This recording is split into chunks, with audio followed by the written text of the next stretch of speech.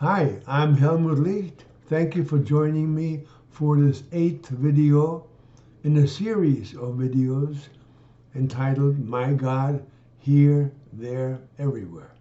And please remember that I'm using 5 basic statements.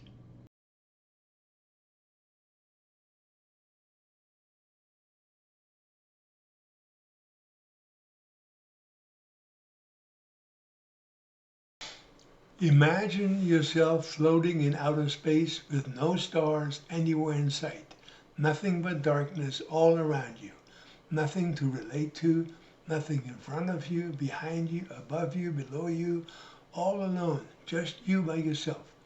What do you suppose would happen to you? My guess is that you would suddenly listen to within yourself. You would become aware of your heartbeat, your lungs breathing in and out, your blood rushing through your veins, etc. It's the same with my God. He is infinitely large, therefore nothing can exist outside of Him. For Him to have any kind of experience, to have any feeling of aliveness, He had to turn within. And when He turned within, He activated intelligence. Using intelligence, He became aware of His within, which to us is the infinite universe. It is one thing to know everything and be everything, but another to experience it. Just as it is one thing to know a song and another to experience, hear, or play it. For experience to be activated within my God, there has to be a world of change, time, and intelligence. Intelligence needs to have a center and a point or points outside of itself to relate to. Whereas knowledge is self-sufficient and alone, intelligence depends upon itself and something other than self, with which it can interact. Since intelligence is as eternal as my God, but also time-dimensional and time-dependent, time must be eternal, because if change and time disappeared, so would intelligence, and since intelligence is part of my God, if it disappeared, my God would change, and that is impossible.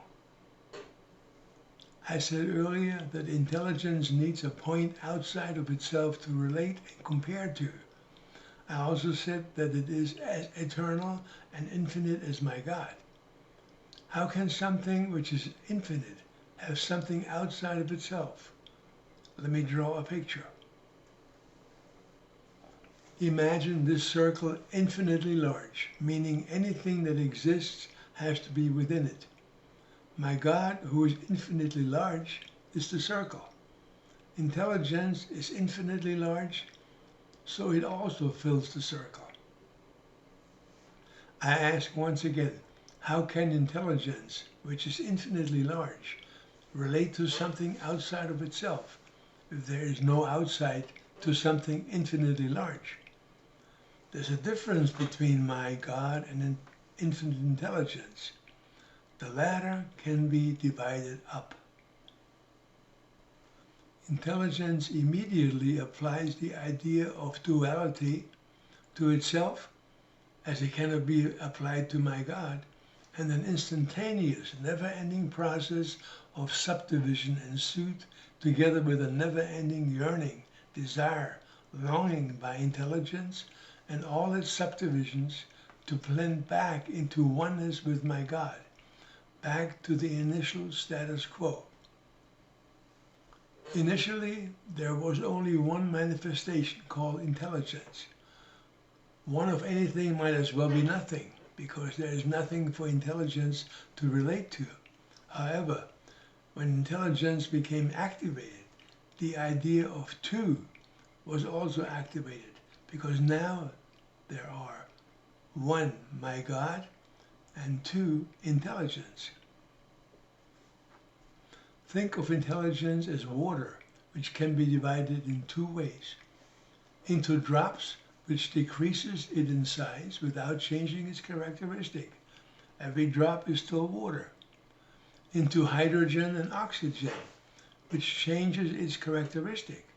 One liquid has changed into two different gases.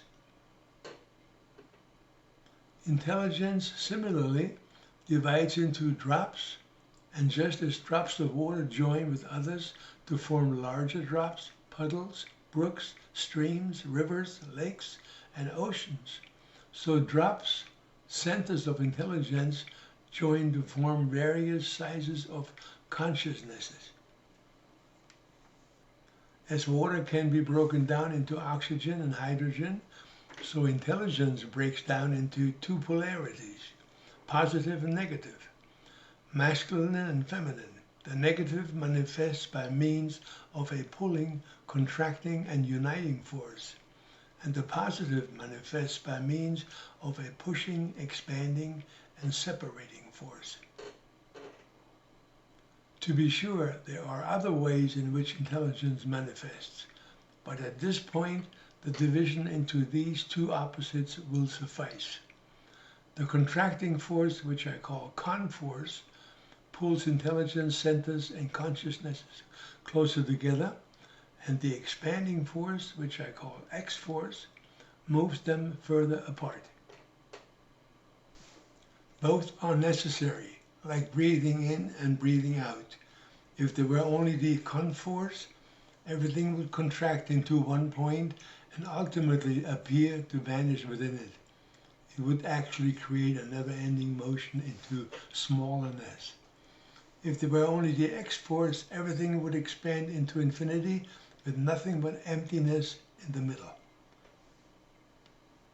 Whenever there are two opposing forces, there has to be a third force which maintains their balance. I call this the equiforce. The operation of this equiforce is best illustrated by a rubber band and a rubber ball. When the rubber band just lies there, no forces are at work. However, pull on it and the force becomes noticeable, which, when you let go of the rubber band, will keep operating until the rubber band has assumed its original shape. This force also operates in reverse when you squeeze a rubber ball.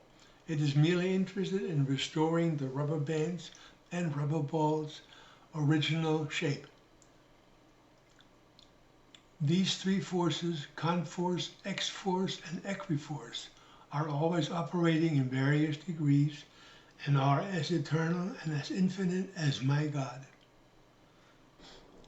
Before you go, I would like to show you a few pieces of my art.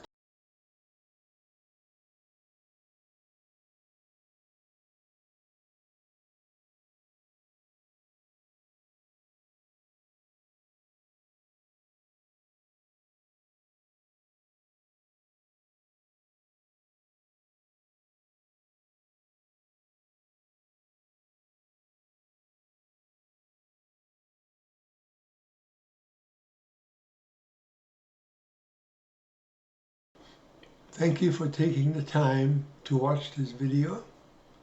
Thank you for your interest, and I will see you in my next video. Have a wonderful day.